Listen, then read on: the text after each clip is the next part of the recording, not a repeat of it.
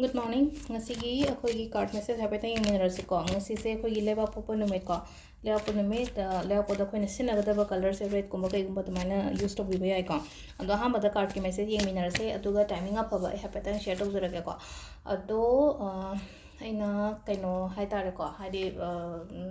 new moon ko haidi thashi numit ki manifestation ki videos ama ngarang khitang thingtakna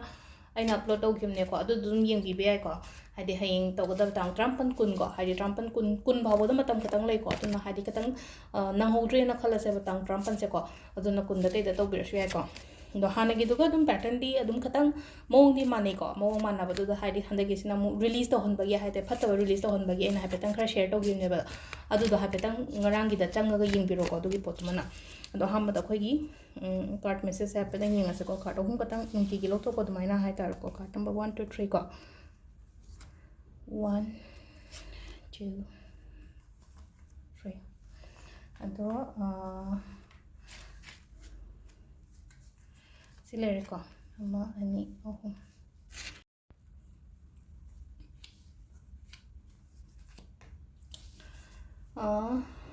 sida lere ko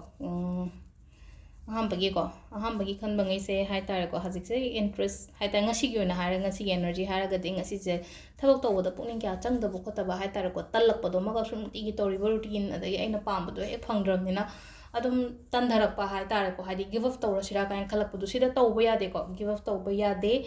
adum hajik hona bi ga tan ne somna hona ra ga di sida hadi pot se phana la o haiba lei ba sida hadi sida ma se ngara ga phamma ga di lei ko adu tar su mayun chong ina sida hadi pambi mayam sida mayun chong banina hadi sida mayun chong adi lei shalakani mahi palakani magi hadi aphaba lakpa hai tare ko hadi pambi se pura kemte ikang kang ngai di lei ko ikang kang ngai lei ga hadi mana masing di khar ga di chonge sigi matung da lei shalak pa ye haira palak pa ye ko adu na sida hai ta ai lepa ga tok tho ga di ngasai ga hadi phagala iba mayam se amta keno to re adu na hadi han ga no bit han bi da ba na ta ga hadi bit han da ba hai ga di hadi give up to da ba ngamoidra ka na isa thanda self doubt to go no hai ko ani suba sin ko sum ai kon ai gi life sida ko khalam ba ko hadi ai gi life se hadi ai isa na control to bo ngam da bo hadi mi ai gi loinari ba mi na traga hai tare ko partner harasine ko dum ai se control to na ba dum hona lei ba dum ka hadi samna ha ba wife harasine hadi tauning ba mana apam ba do hadi फुदोक ngam pangan do hai tare ko wari phajana sana biyo na pami do kaino hai biyo aduga hadi wari sana ra ga dum thokpa problem khuding maki solution loina leibanin ko adu na hadi ki da ba hai tare ko ina kaino ma tawge hara ga di wari sa to ba ai sima da tawjage ai ngonda kai hani support to biyo ko piyo kaina ko ai ga leminari ba mi to na hadi ngasai gi sida husband wife khatangi wana ta na hadi parents ta har parents ta har sine ko hadi khoi gi baba gum ba kai gum am strict oi ba ko su leina ko aina tawning bo do hai ba ngam jada ba do hai tare ko haina adu phajana hai bi ba hai tare ko aduga ahum su ba sina khitang ngasi je ketang khara favorite hai ko si mana favorite hai ra ga di kai hani ondharak pagi type to ma to ise da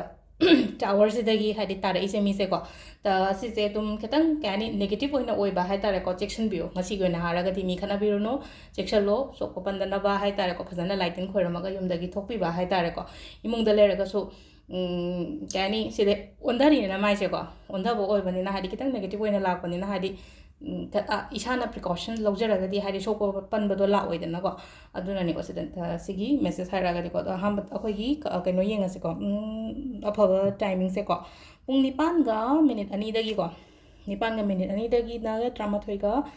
9 ga minute ani 38 nate 9 ga minute ni deina 12 ga minute yang khai phawum leire adagi ani ga minute kun taruk teina 3 ga minute ani phawum leire adagi 3 ga minute ani deina 9 ga minute kun manga phawum leire adagi 8 ga minute ni phama pandagi na pung ani ga minute ama phaw no ngalam dagi ko sisina akhoi gi ngasi gi oina afaba timing ko